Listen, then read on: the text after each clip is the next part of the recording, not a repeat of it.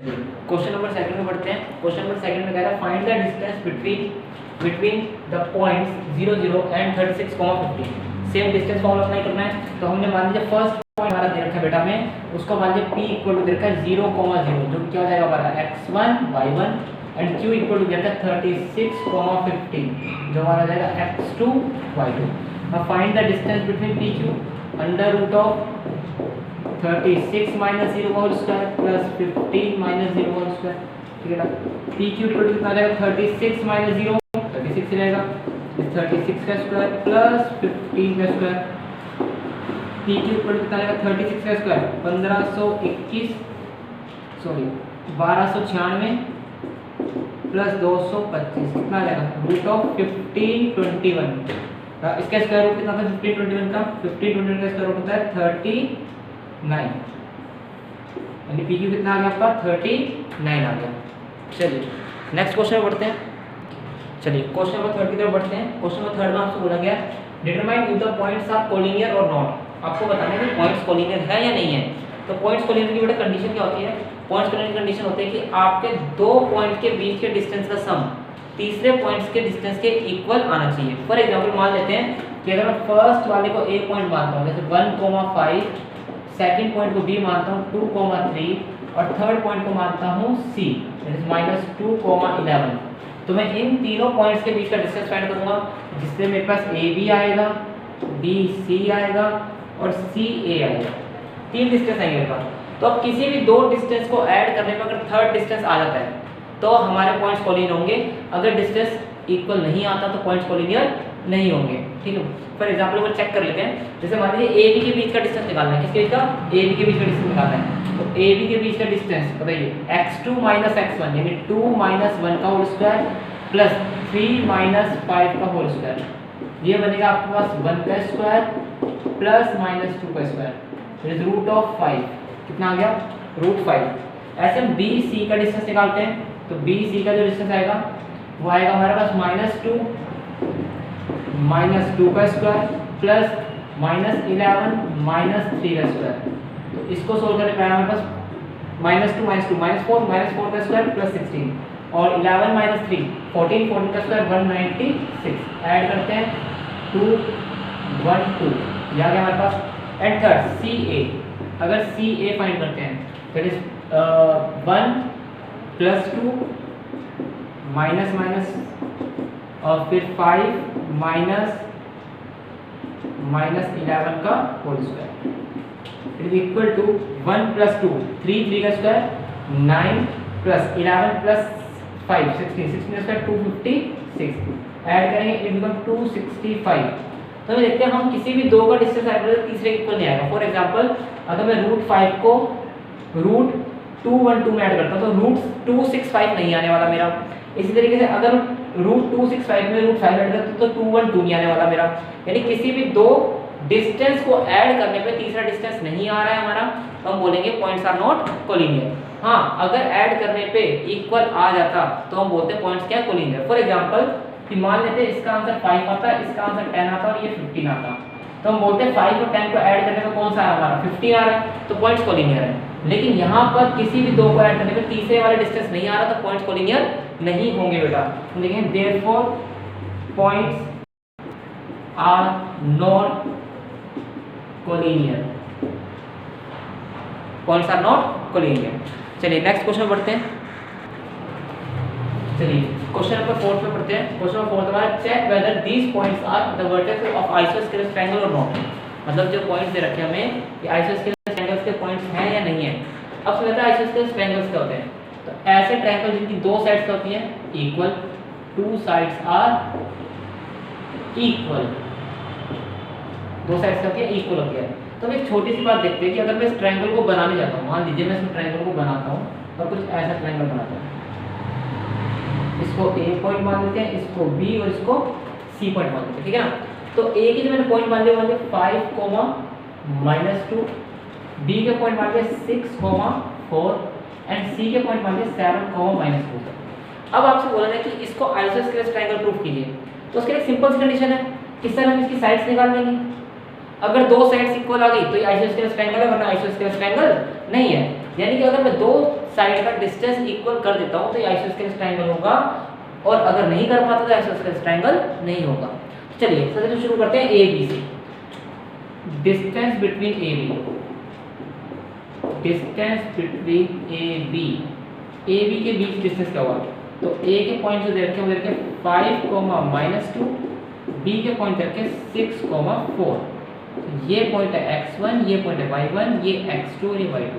तो A B का distance निकाला हमने, रूट ऑफ 6 माइनस 5 का स्क्वायर प्लस 4 माइनस 2 का square, it is equal to 6 minus 5 1 का स्क्वायर 1 प्लस 4 प्लस 2 6 का स्क्वायर 36, यानी ये डिस्टेंस जो है हमारा यह है रूट ऑफ 37।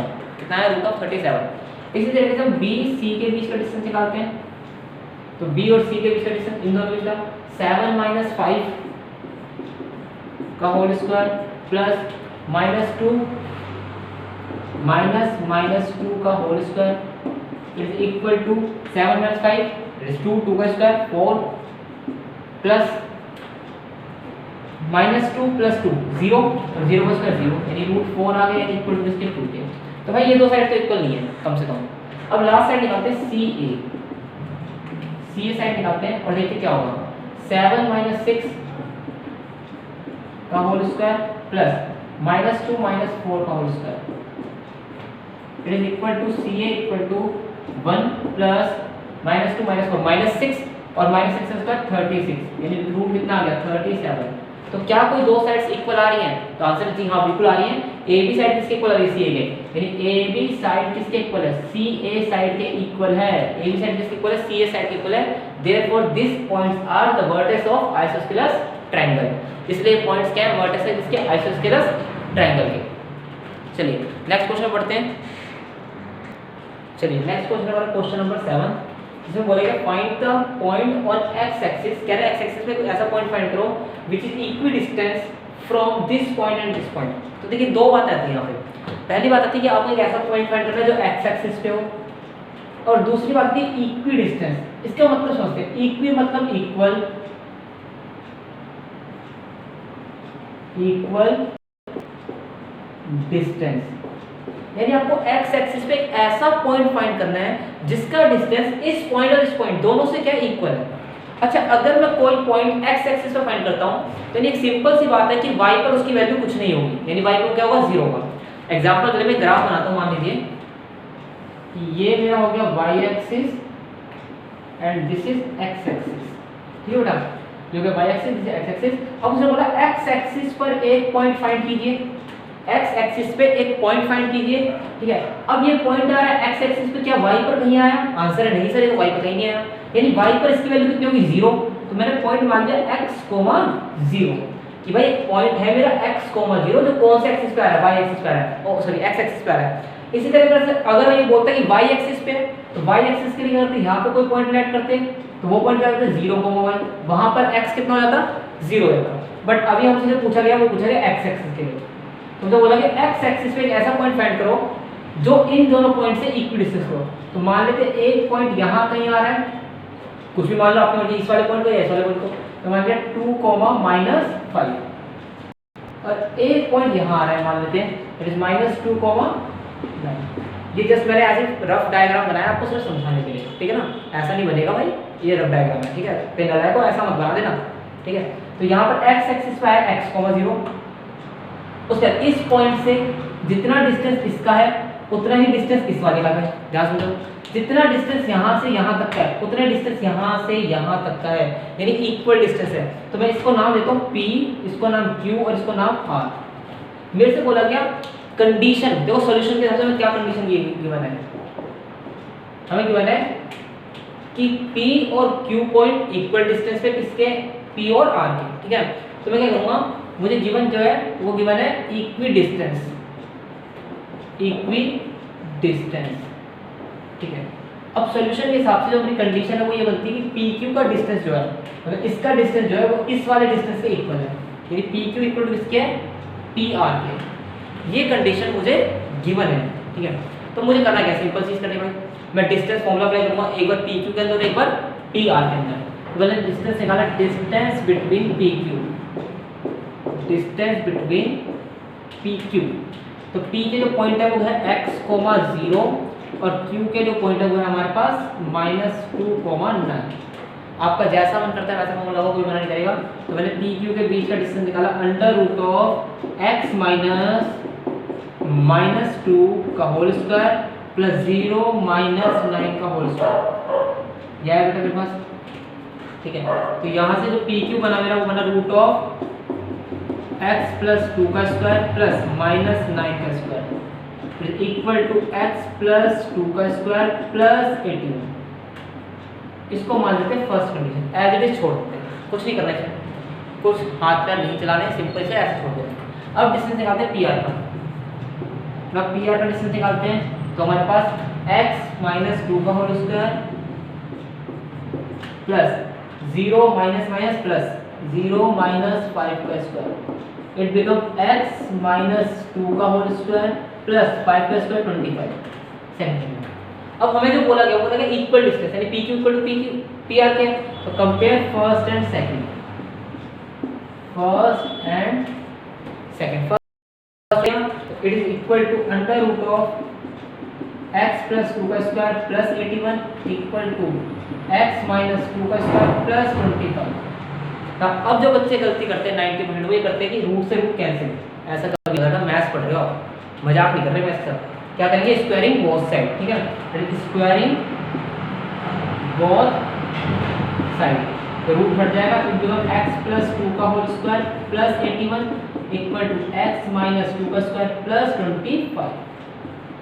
चलिए इसके बाद तो बच्चों खेल है, यहाँ पर a + b का होल स्क्वायर, यहाँ पे a - b का होल स्क्वायर।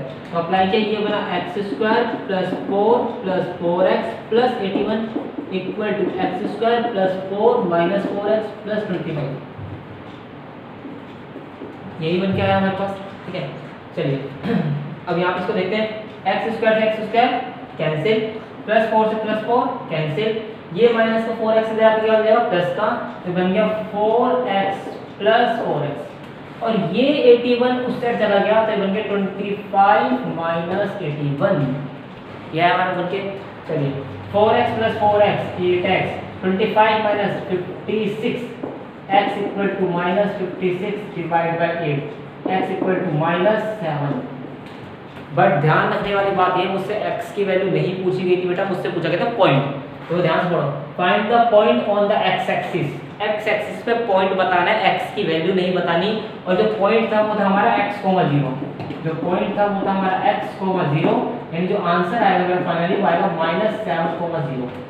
अगर आप आंसर यहीं पर छोड़ के आओगे तो आपका हाफ मार्क्स कट जाएगा, इस बात का ध्यान रखना है। आपसे पॉइंट पूछा गया, x की वैल्यू नहीं पूछी गई, बोलता find the value of x on the x axis, तब सिर्फ यहाँ से छोड़ के, ठीक है। लेकिन अभी आपसे पूछा गया, वो पूछा गया पॉइंट, कि पॉइंट कहाँ पर होगा। चलिए नेक्स्ट क्वेश्चन देखते हैं।